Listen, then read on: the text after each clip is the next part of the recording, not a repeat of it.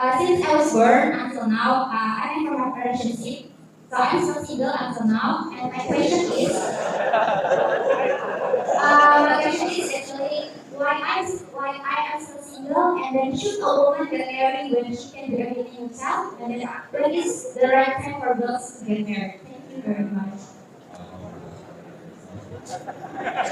Allah Azza wa Jal has created us for a purpose.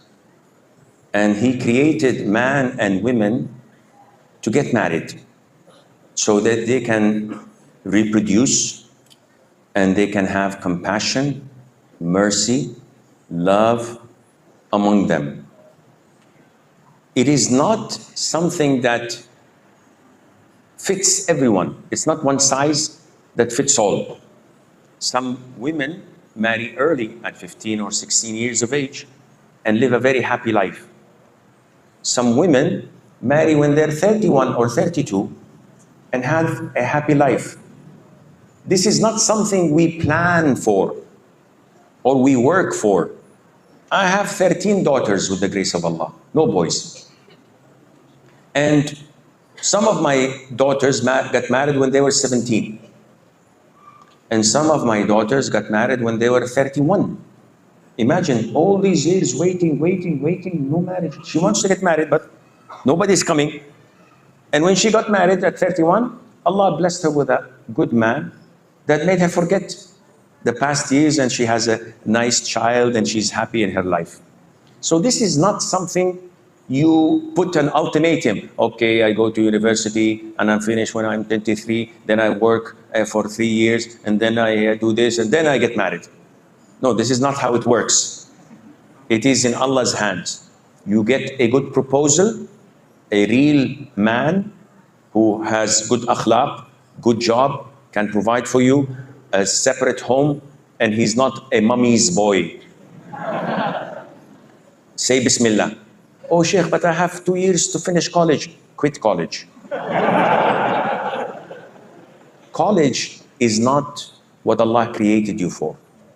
You want Jannah? Get married, make your husband happy, you get Jannah. Khalas. And this is why I say women are very lucky. Why? The Prophet says, alayhi salam, if a woman prays her fard, fasts her Ramadan, protects her chastity, and obeys her husband, she will enter Jannah. Only these 4 things. We men, we have to pray in the masjid, we have to provide for our wife and children, we have to obey our parents, we have to connect to our kinship, we have to enjoin virtue and prohibit vice, we have to say this halal, this haram, we have to mix with people, we have to drive, we have to do... And after all of that, maybe enter Jannah, maybe not. And after all of that, I come home tired, and my wife says, nagging, what are you doing? You're enjoying yourself, you're out meeting people, meeting all these different things, doing different things, and I'm here stuck between 4 walls with the children, I'm not doing anything, I'm bored. This is when you need your what? MMA? Or 9 millimeters. So women have an easy life in their own perspective. It's not easy to obey a man who's just ordering you, do this, don't do this, controlling you. It's not easy to obey a man who maybe is below me in academic degree. I have a PhD, he has only a bachelor degree. I'm smarter than him. I'm more intellectual than him. But Islam tells me I have to obey him. It's not easy. But everyone has a test. So to answer your question, if you get a good proposal, catch it. Because the demand is far less than the supply. What does that mean?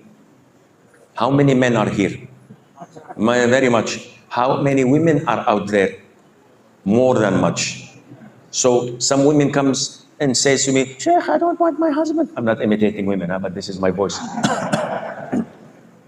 Sheikh, I don't want my husband. Of course he doesn't want it. With your voice, who will marry you? No, she says, I don't want my husband. I want to divorce him. I want this, I want that. I say, listen, my daughter, your husband is providing for you. He is providing for your children. He's giving you a house. You don't have to work. You don't have to suffer. Yes, he has shortcomings. He has anger issues. He doesn't show you compassion and love. It happens everywhere. So nothing is perfect. But remember, if you ask for divorce and he gives you divorce today, what will happen? She says, I will be happy, I will be comfortable. I said, you will be comfortable for 2 months only. The third month, you will come and knocking on my door. Sheikh, can you call my husband and tell him to reconcile? I'm sorry, I was childish. I should not have asked for divorce. I said, I warned you. She says, yes, I know, Sheikh, you warned me, but please try. So I called the husband. Assalamu alaikum, Aba Khabar, Khabar Baye. So, mashallah, you speak Bahasa? He said, no, but I learned it from the internet. Anyhow. So I said, Akhi, why don't you reconcile with your wife? He says, Sheikh, are you crazy? He says, why? Sheikh, the moment I divorced her, I married a woman 10 years younger, much more beautiful, much more religious, and very rich. She made me forget all these years of agony and torture. I would be crazy even to remember her. So I went to the sister and said, sorry, he has a better wife. Move on, get a better man. She says, Sheikh, nobody's proposing. Those who are proposing are like you, an old man, over 60. They don't need a wife, they need a nurse. So I say to her, keep your husband. The demand is far less than the supply.